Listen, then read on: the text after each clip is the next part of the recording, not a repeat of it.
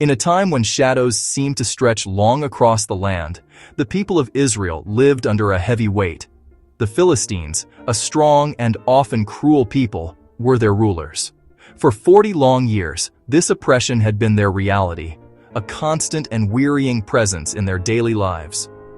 Hope was a fragile thing, a flickering candle in a strong wind, easily extinguished. The days were filled with labor for others. The nights were filled with quiet prayers for deliverance. The people felt small and powerless, their spirits bowed low by the constant reminder that they were not free. It was into this world, a world yearning for a hero, that a promise was about to be spoken. In the small, unassuming town of Zorah, nestled in the hills of Dan, lived a man named Manoah. He and his wife were good people, faithful in their hearts, but they carried a private sadness. They had no children. An angel of the Lord came to Manoah's wife as she sat in a field. The angel's words were like a spring of fresh water in a barren desert. He told her she was going to have a son. This child was to be special, set apart for a great purpose from the moment of his birth. He was to be a Nazirite, a person consecrated to God. This sacred vow came with specific rules. His hair must never be cut. He must never drink wine or any fermented drink. The angel explained the reason for this sacred calling. This promised son would begin the deliverance of Israel from the powerful hands of the Philistines. He would be a vessel of God's strength, a beacon of hope for a people who had almost forgotten what hope felt like. The woman, filled with a mixture of awe and excitement, hurried home to share the incredible news with her husband. The quiet sadness in their home was about to be replaced by purpose. A child was coming, and with him, the first light of a new dawn for Israel. Well, it was really the start of something new. The child was born, just as the angel had promised. His parents, Manoah and his wife, named him Samson. His name, which meant son, seemed to fit the bright promise he represented. As Samson grew from a baby into a boy, and from a boy into a young man, it was clear he was unlike anyone else. The Lord's blessing was upon him in a visible way. There was a vitality, a power that seemed to radiate from him. The Spirit of the Lord began to stir within him. When Samson became a man, his heart led him down a path his parents did not understand. He traveled to the Philistine town of Timnah, and there his eyes fell upon a young Philistine woman. "I have seen a Philistine woman in Timnah," he announced. "Now get her for me as my wife." His parents were deeply troubled, but Samson was insistent. On his journey back, he walked through vineyards. Suddenly, a terrifying sound. A young lion, fierce and powerful, came roaring toward him.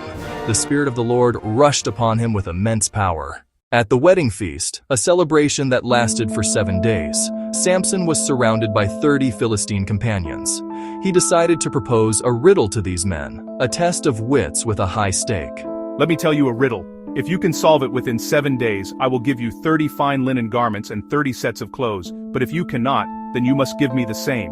"Tell us your riddle," they urged. "Out of the eater, something to eat. Out of the strong, something sweet." For 3 days, the Philistine men wrestled with the riddle.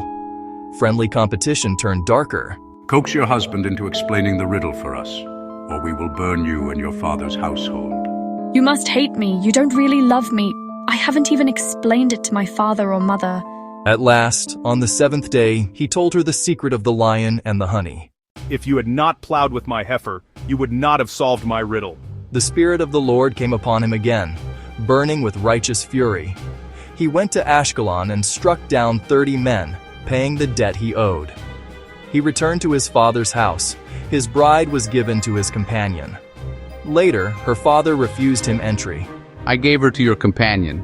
Take her younger sister instead." This insult ignited vengeance. He caught 300 foxes and tied them in pairs. He attached torches and set them ablaze, turning harvest fields into firestorms. In retaliation, the Philistines burned his former wife and her father. "Since you've acted like this, I won't stop until I get my revenge on you." He attacked and slaughtered many, then hid in a cave. 3,000 men of Judah bound him and handed him over.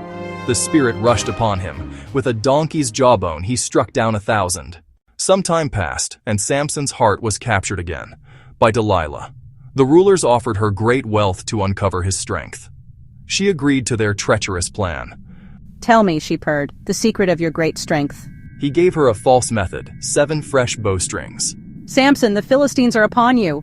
He broke free easily. You lied to me, come now, tell me how you can be tied. Again, a false answer, and again he broke free. A third attempt failed as well. How can you say I love you when you won't confide in me? Day after day she pressed him until his soul was sick to death of it. Finally his resistance crumbled. No razor has ever been used on my head. I have been a Nazarite to God from my mother's womb. He had given her the key to his strength and his sacred identity. The trap was set. As the razor did its work, his sacred vow was broken. His strength began to drain away. Samson, the Philistines are upon you. But the power he relied on was gone. They seized him and gouged out his eyes. They took him down to Gaza in bronze shackles. He was reduced to humiliating labor, yet his hair began to grow again. Hope returned with a turning of his heart back to God. The Philistines gathered for a great festival. They made him stand between the pillars. Sovereign Lord, remember me. Please God, strengthen me just once more. He set his right hand on one pillar and his left on the other. Let me with one blow get revenge for my 2 eyes. Let me die with the Philistines.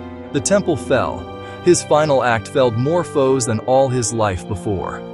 Samson's story weaves strength and weakness, consequence and grace.